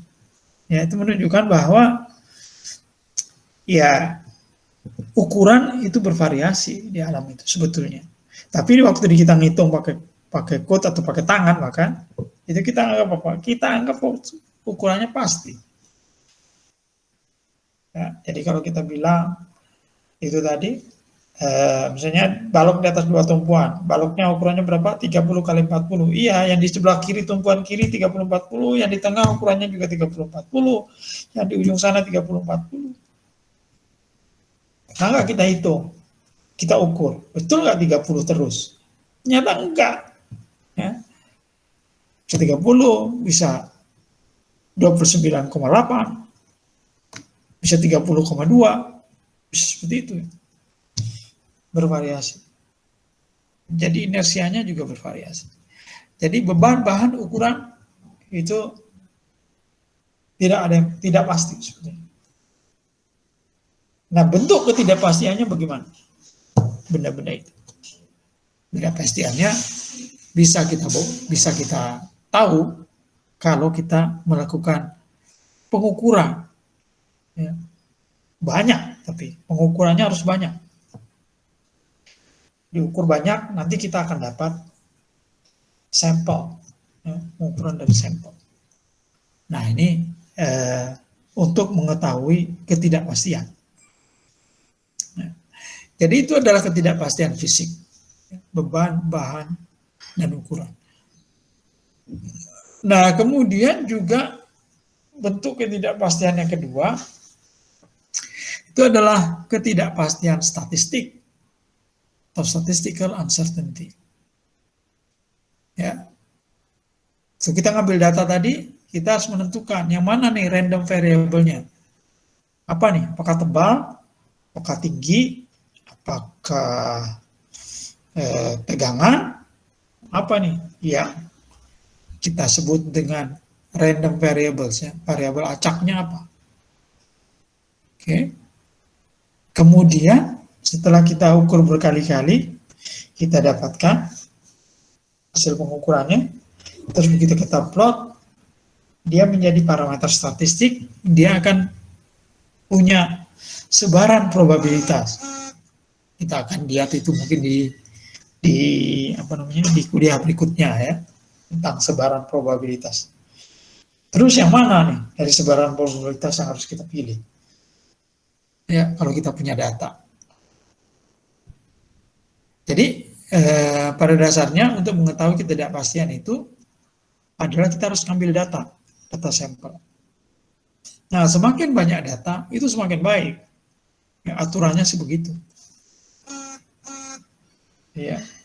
Tetapi tentu saja mau sebanyak apa data itu, tidak mungkin kita selalu bisa sama dengan apa yang kita ingin gambarkan. Mungkin kalau di masalah struktur susah ya bayangin, tapi coba deh masalah yang lain. Jadi misalnya kalau kita sebentar lagi pilkada nih, bentar lagi kan pilkada itu kan ada yang namanya quick count, ya kan, perhitungan cepat. Nah bagaimana itu menghitung cepat?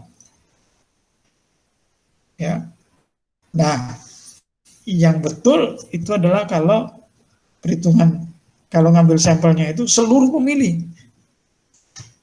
Ya, itu sih KPU tapi yang melakukan itu.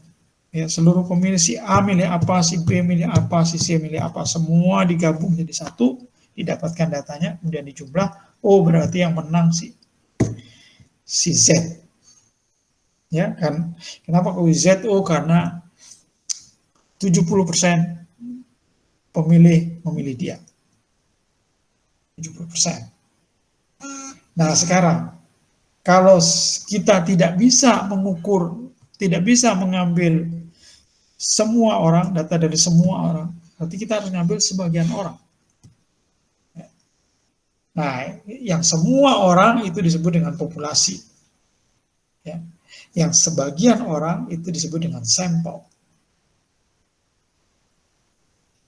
Ya, nah data yang betul itu tentu saja adalah data dari populasi. Kalau populasinya ada 1.000 orang, ya 1.000-1.000-nya ngasih data. Maka jawabannya akan 100% benar. Oh iya, dia 70% pemenang. Nah, masalahnya kan kita nggak, quick count itu tidak, misalnya ada 1.000 orang, dia tidak bisa ngambil dari 1.000 ini. Lama. Nah, dia kan maunya quick count. Ya kan? Dia dari 1.000 ini, dia cuma ngambil 10 misalnya. Dari 250 juta penduduk Indonesia misalnya, yang punya hak pilih berapa, saya nggak tahu, 120, 130 juta misalnya. Nah dia nggak mungkin mengambil suara dari 130, dia cuma bisa ngambil 2 juta, 3 juta. Tapi bagaimana kemudian dengan mengambil data hanya 2 juta, 3 juta, bisa meramalkan hasil untuk yang 250 juta. Prof tadi 130 juta yang punya hak pilih. Ya. Nah, jadi ada sampel, ada populasi. Nah, ilmu yang mempelajari tentang apakah sampel yang kita ambil itu dapat mewakili populasi atau tidak, itu namanya statistik inferensial. Statistik inferensial itu melihat apakah data yang diperoleh dari sampel itu cukup representatif, cukup mewakili dari populasi, dari keseluruhan orang. Ya, kalau kita di struktur itu ya uji uji kubus, uji silinder, itu termasuk sebenarnya adalah pengujian sampel. Ya. Jadi harusnya ya sebelum dicor itu semua bagian dari struktur itu punya sampel yang harus kita ukur ya. Nah, tapi kan itu tidak mungkin. Makanya kemudian ada sampling ya, kita ambil beberapa saja dengan harapan bahwa yang kita ambil itu mewakili dari keseluruhan. Nah, jadi itu juga adalah suatu ketidakpastian statistik berikutnya. Ketidakpastian berikutnya, yaitu ketidakpastian statistik. Kemudian, ketidakpastian berikutnya adalah ketidakpastian model. Ya, model di sini adalah model, misalnya model matematik. Misalnya kita punya yang seperti ini ya. Jadi bahwa, kalau bentuk strukturnya begini, maka putaran sudut di ujung adalah ml per EI. Defleksi maksimum adalah ml kuadrat per 2EI. Ya, kalau bentuknya strukturnya kayak gini. Oke, sedangkan kalau seperti ini, dia menjadi ini, dia menjadi itu, dan seterusnya. Makanya kemudian ada tabelnya seperti ini. Apakah model ini benar? Ya nggak tahu kita. Dijamin ada kemungkinan tidak seperti ini. Bagaimana memastikan bahwa ini tuh terjepit di alam ya? Dalam kehidupan sehari-hari. Ini kan cuma di kertas, di atas kertas kita lihat gambarnya begini. Tapi di alam kan tidak begini dia. Bagaimana memastikan bahwa apa yang terjadi di alam itu, yang kita lihat di alam itu sehari-hari, itu kalau kita modelkan, iya pakai jepit. Ya, bagaimana? Begitu juga dengan peletakan-peletakan seperti ini. Sendi, roll, bagiannya itu. Bagaimana memastikan? Ini kan kalau jepit begini ya, hasilnya seperti ini. Lah kalau ini bukan setengah jepit, setengah sendi gimana? Ya pasti hasilnya tidak ini. Jadi ada ketidakpastian model juga. Ya, model itu tidak pasti. Nah, itu adalah 3 jenis ketidakpastian ya, di alam ini. Kira-kira bisa dikelompokkan seperti itu. Nah, padahal kita sudah terbiasa nih dengan ini seolah-olah deterministik gitu. Ya kalau cantilever begini kena diberi beban merata W, maka putaran sudutnya di ujung adalah ini dan maximum deflection adalah ini. Ya. Dan sebagainya ini. Kita nggak pernah memperhitungkan, ini gimana ya kalau ini tuh tidak jepit gitu. Ya, tapi itu tadi setengah jepit, setengah roll, setengah jepit, setengah sendi. Ya, apa yang terjadi? Ya itu tadi, tentunya angka-angka ini tidak berlaku. Ya. Nah, akhirnya kita sampai ke konsep ini, structural reliability, ya, keandalan struktur. Jadi pada dasarnya semua hal itu tidak ada yang pasti. Ya, jadi dia punya lengkung seperti begini. Ya, ini adalah rata-ratanya. Yang kita sebut itu sebenarnya kalau kita tanya misalnya berapa panjang bentang? 6 meter. Sebenarnya 6 meter itu adanya di sini. Ya, adanya di sini. Di rata-rata sini. Karena 6 meter itu bisa 6,2, bisa 5,8. Ya, sebetulnya. Jadi semua bervariasi. Oke. Jadi untuk struktur terutama itu ada ketidakpastian di 2 hal. Yang pertama ketidakpastian di demand. Yang kedua, ketidakpastian di capacity. Yang dimaksud dengan demand adalah dari beban luar. Beban luar itu meminta struktur untuk bisa menahan ya beban sebesar ini misalnya. Tapi kan beban sendiri itu bukan sesuatu yang pasti. Ya. Beban itu ya seperti tadi, beban itu tidak ada yang pasti seperti tadi kan. Kita ngomong berat orang itu. Berat orang dihitung 100 kilo. 100 kilo itu apa? 100 kilo itu adalah beban maksimum dari orang. Ya. Maksimum. Maksimum pun sebenarnya ada yang lebih. Kan banyak orang yang beratnya lebih daripada 100 kilo. Kalau dia naik ke, tadi kan kita ngomong soal atap. Kalau dia naik ke atap gimana itu? Orang yang beratnya lebih dari 100 kilo. Apa dia runtuh? Ya.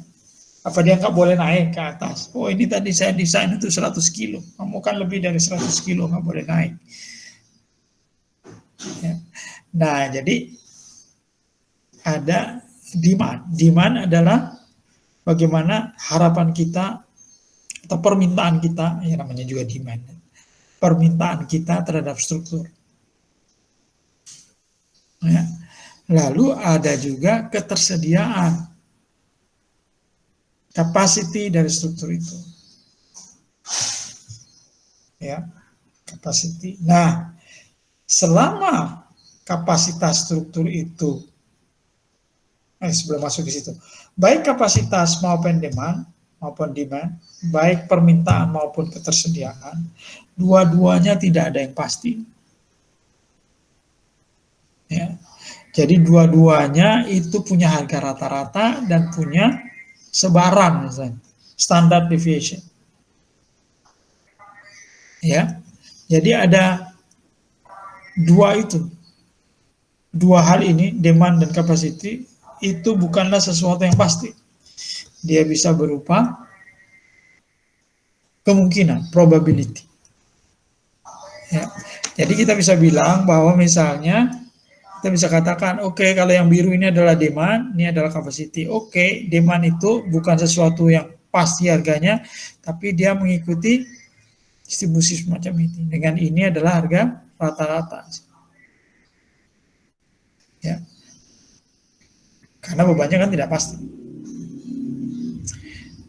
Nah, jadi harga ini bisa lebih besar sebelah kanan, bisa juga lebih kecil dari rata-rata yang terjadi itu.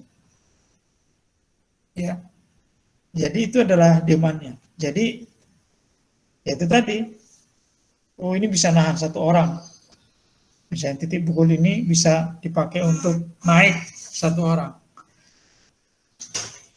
Kenapa begitu? Iya, karena kita desain sudah kita desain di sini ada beban terpusat 100 kilo.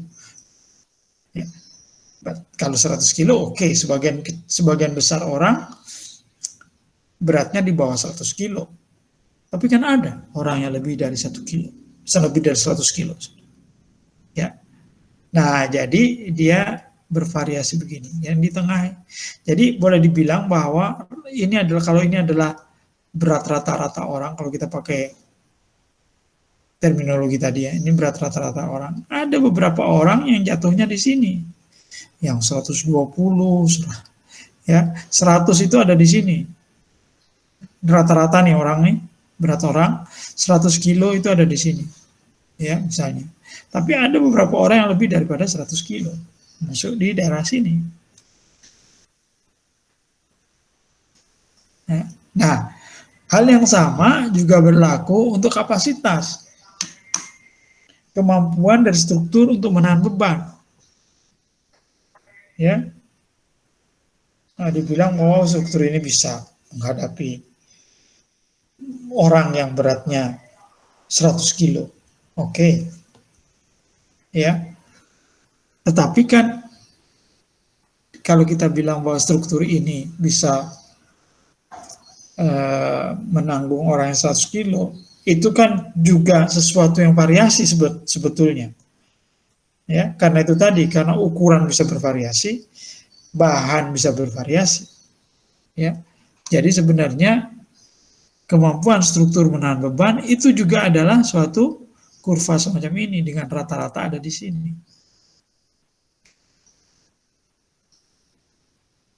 Ya, yang merah ini. Ini adalah kemampuan struktur untuk menahan beban. Ini adalah bebannya itu sendiri. Ya, nah tentu saja dia punya variasi. Ya. Ini akan lebih nyata kalau kita lihat di uji beton, uji kubus atau uji silinder itu. Kita akan dapatkan rata-rata, kemudian nanti dibilang bahwa ini harus dinaikkan ke sana, ya. Jadi berapa persenkah dia kemungkinan untuk melebihi harga tersebut? Ya, itu yang kemudian kita sebut dengan mutu beton. Ya, mutu beton itu sebenarnya adalah berapa persen harga yang berapa persen kemungkinan harga yang disebutkan itu terlampaui. Ya. Nah, sekarang kita berhadapan dengan situasi yang mungkin begini. Beban yang datang itu besar sekali, atau bukan besar daripada yang kita perhitungkan. Jadi tadi itu ada orang dengan berat misalnya 200 kilo. Nah, kebetulan strukturnya juga lagi lemah lagi. Ya. Jadi sudah dapat barangnya barang yang jelek, yang mutunya rendah, ukurannya juga ukuran yang banci, gitu ya. Nah, jadi kemudian kekuatan strukturnya menjadi turun. Nah, jadi ketemulah dia di sini. Jadi yang biru ini lebih daripada rata-rata, mungkin sekitar segini, ya. Sedangkan yang merah, yang capacity itu jauh di bawah rata-rata. Jadi mungkin dihitungnya rata-rata di sini, tapi yang terjadi, yang sedang kita amati itu jauh di bawah rata-rata. Jadi ada kasus-kasus di mana biru ini lebih besar dari merah. Demand itu lebih besar daripada capacity. Kapasitasnya rendah, demand-nya banyak. Nah, maka di situ yang terjadi adalah struktur itu runtuh. Ya, yang abu-abu ini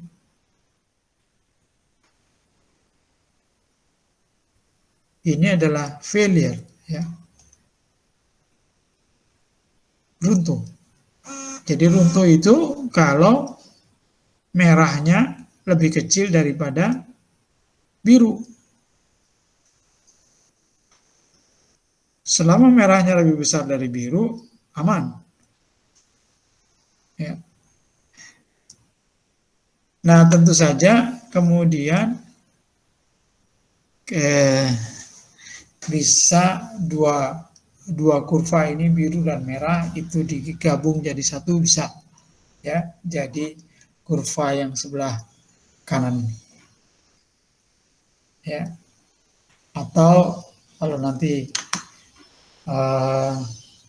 mengambil tugas akhir misalnya, atau apa namanya, tesis, ya, mengambil tesis misalnya, kemudian saya asumsikan saja, ya, misalnya yang biru ini bukan seperti ini, tapi dia sudah deterministik, sudah sekian gitu.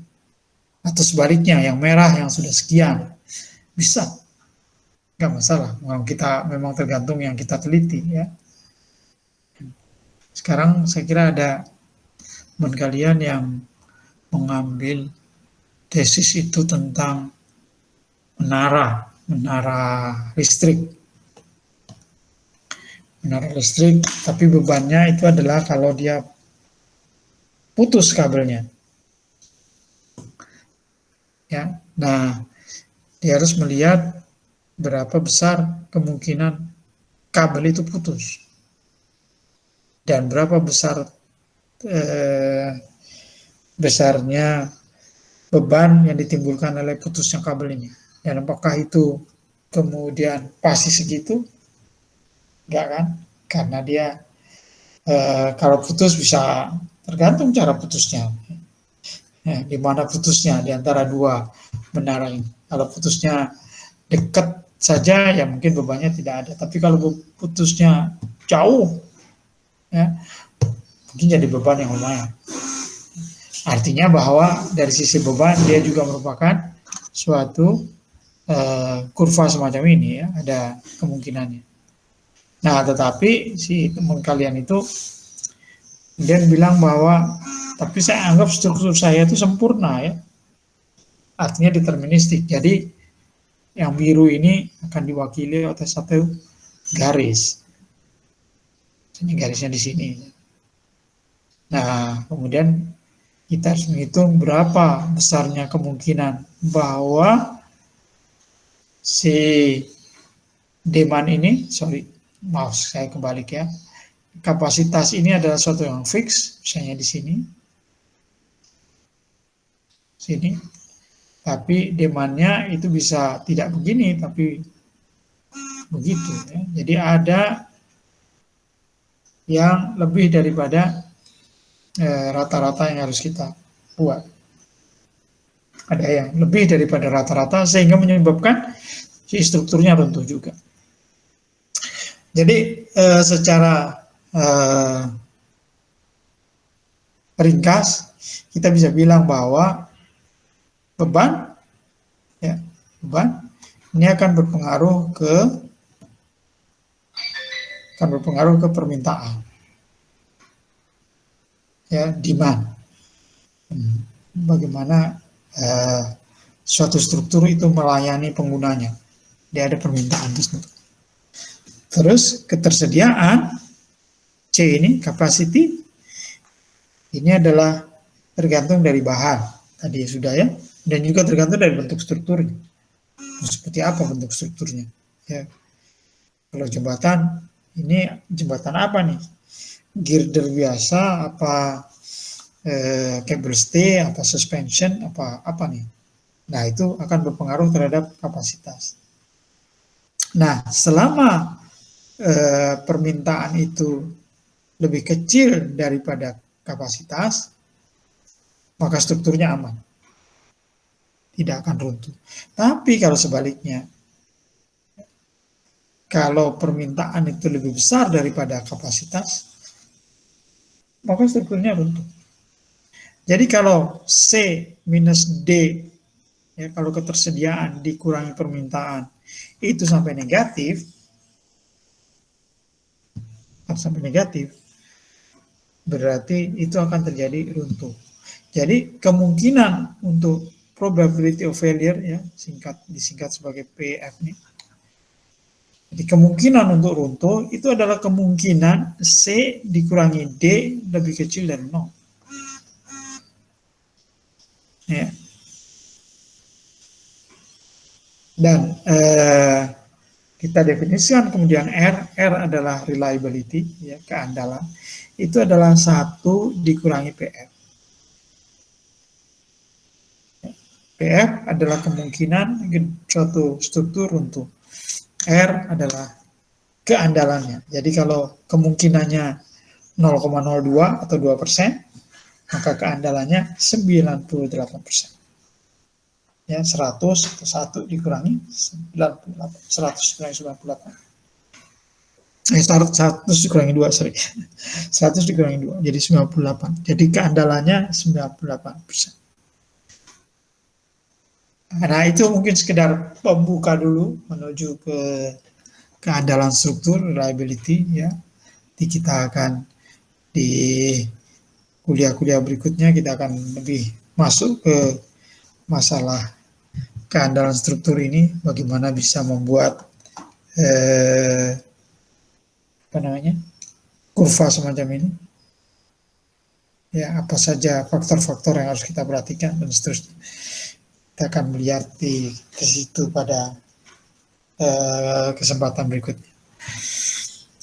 Mungkin ada pertanyaan dulu sampai sini?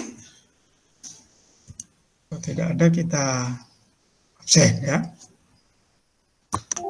Saya kira ini sudah terakhir saya. Sebentar. Iya, betul. Slide berikutnya adalah terima kasih.